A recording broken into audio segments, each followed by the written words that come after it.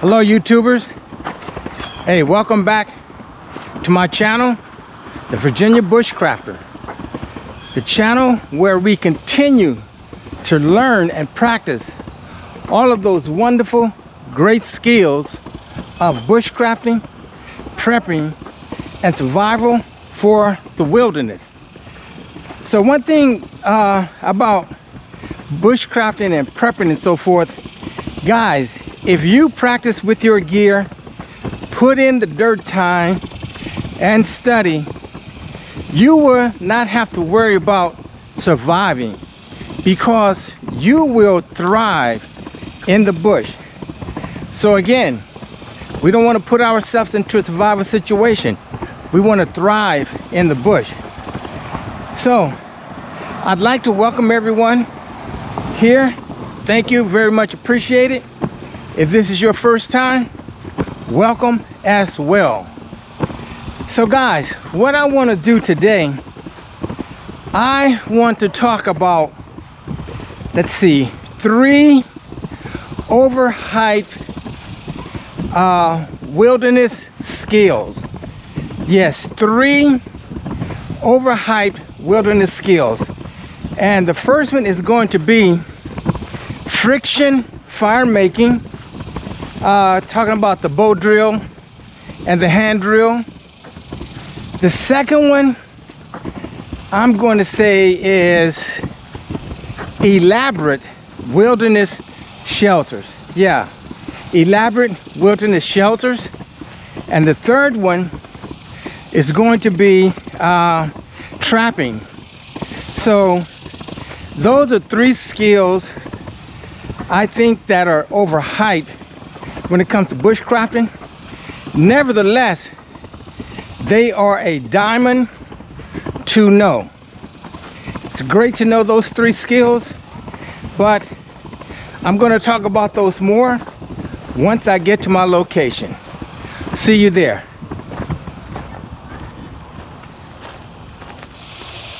All right, bushcrafters. Hey, I am here in a local park, trying to stay cool. It's a very hot day, but here again, I want to talk about what I consider 3 overhyped wilderness skills. And as I said before, I'm going to start off with friction fire making, which is basically bow drill, hand drill, plow point drill, and so forth.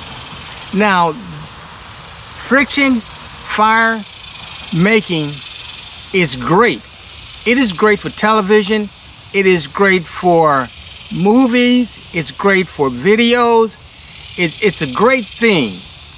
But here is, in my opinion, the situation with friction fire. The first thing is you must have the right materials. You must have hardwood, dead wood that's hard, wood that has a low ignition humidity, so that it will grind into dust. Now these woods, a few of them off the top of my head would be aspen, basswood, cedar, let's see, cottonwood, poplar, and willow. Those are just some of the woods that would be needed to make a friction fire. Now once you have the materials, you have to put into effect your carving skills.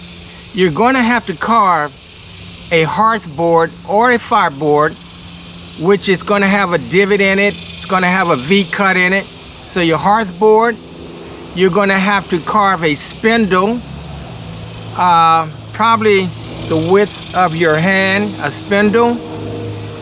You're going to need a bow, a sturdy piece of, let's let the plane go by.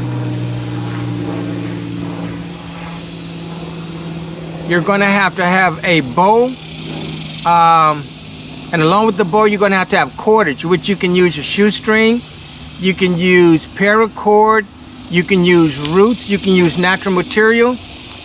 And after that, you're gonna have to have your bearing block to press down on the spindle. So again, you're gonna need a hearth board, you're going to need a spindle, a bow, cordage, and a bearing block.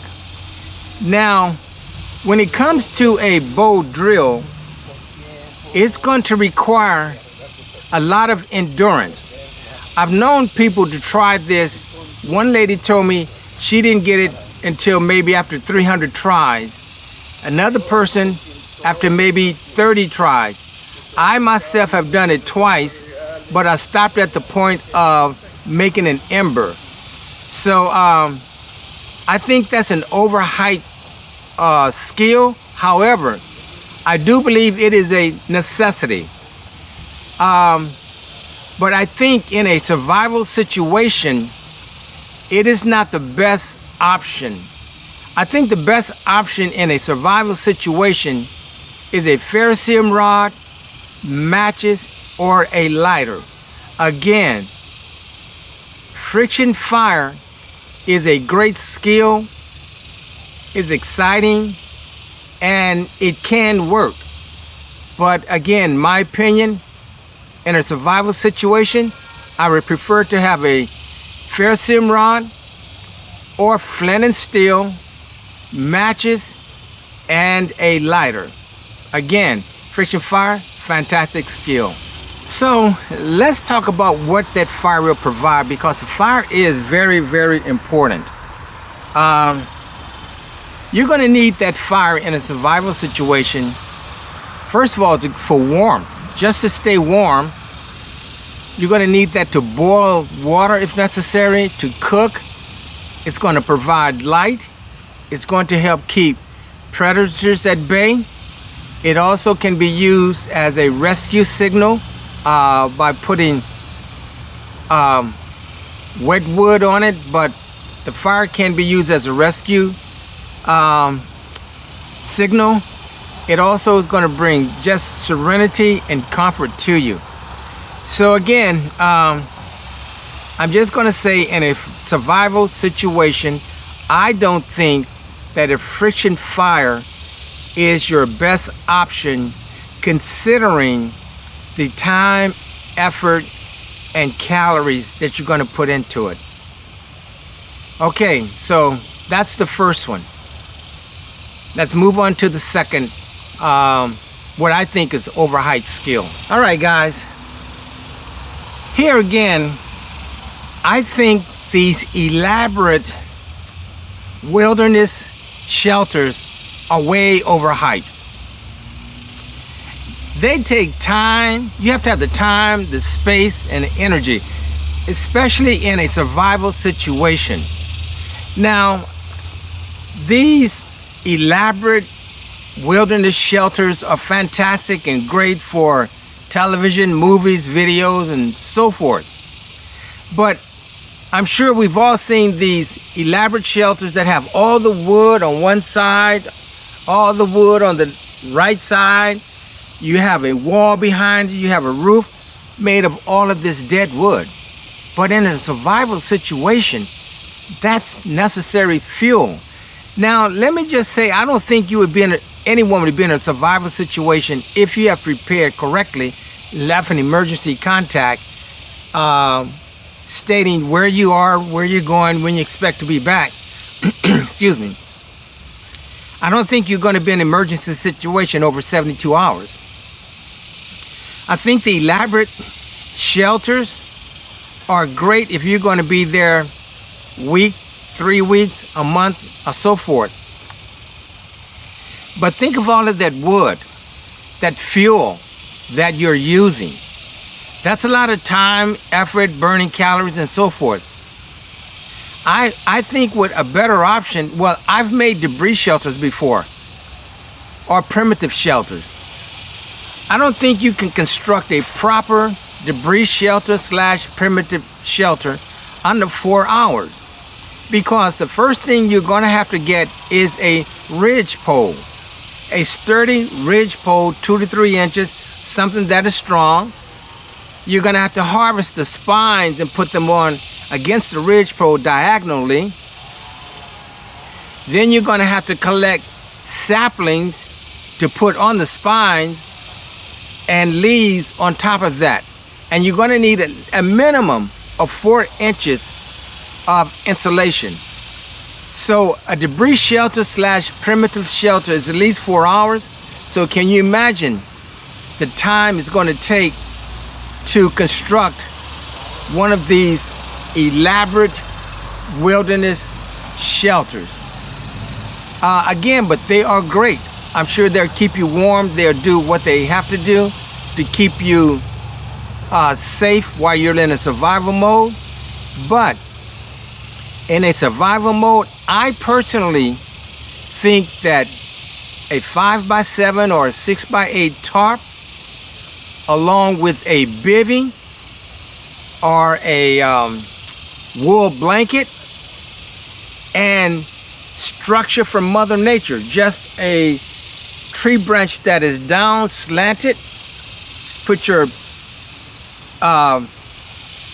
tarp behind that to make a lean-to, or an A-frame with your bivvy and your wool blanket.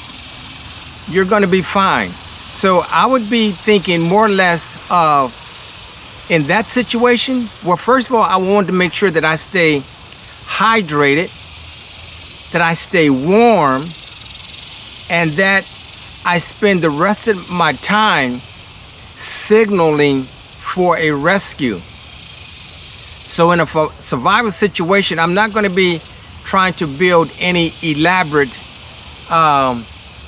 wilderness shelter, even though they are great. Again, great for television, movies, videos. I think that's more of a long term. But if I get into a survival situation, I'm not going to try to build a debris shelter or a primitive shelter as well, because of the calories that you are burning, the energy that you're using. So again, I'm going to concentrate on something I always have with me is a tarp. I'm going to have a bivvy or a wool blanket, and I'm going to use some of Mother Nature to build my shelter, because I'm going to be concerned with warmth, hydration, and signaling for a rescue. So that is the second thing. I think that is overhyped. Elaborate wilderness shelters. All right, let's move on to number 3, which I think is very, very interesting. All right, guys, the third overhyped skill, bushcrafting skill I want to talk about, is primitive trapping. Now, a lot of individuals imagine that they will survive off of squirrels, rabbits, and birds.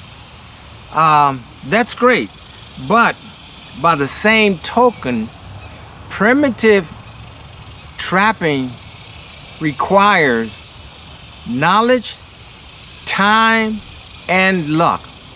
Yes, I think it requires, again, knowledge, knowing how to trap, time, and luck. Have you seen these videos where people will set up these snares and they go check them the next morning and there's nothing there? Sometimes there is. But you have to do some carving. You're going to need rocks. Let's see, I don't think there are any large rocks here. But you're going to have to carve wood, you know, have some large rocks or deadfall. You're going to have some cordage, some paracord or some wire or something of that nature. You're also going to have to make a mechanical trigger in order to capture the squirrel, rabbit, or bird. But also keep in mind that trapping can be regulated in certain areas. So you're going to have to know the area that you are in, if you're going to do primitive trapping. Again, it could be regulated.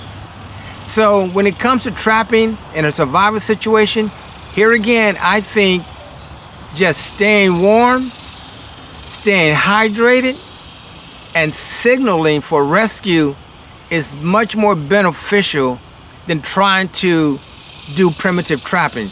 Because again, let's assume that we're only going to be there not more than 2 days. And how long can the human body go without food? 3 weeks, even though it's not advisable. But again, guys, so with the friction fire making, a great skill, something good to know. The elaborate wilderness shelters, that's a great skill. Primitive trapping, great skill. They're all great skills, but I just think, in my opinion, in a survival situation, I just think they're overhyped. So guys, leave in the comment your opinion and let me know 3 bushcraft skills that you feel are overhyped. I would be very, very interested in hearing your opinions. But with that said, guys, I'm going to head out. I'm going to continue my walk, and it is really hot, but hey, it's great exercise. So I'll see you guys on the next video. Stay safe, everyone. This is the Virginia Bushcrafter signing out.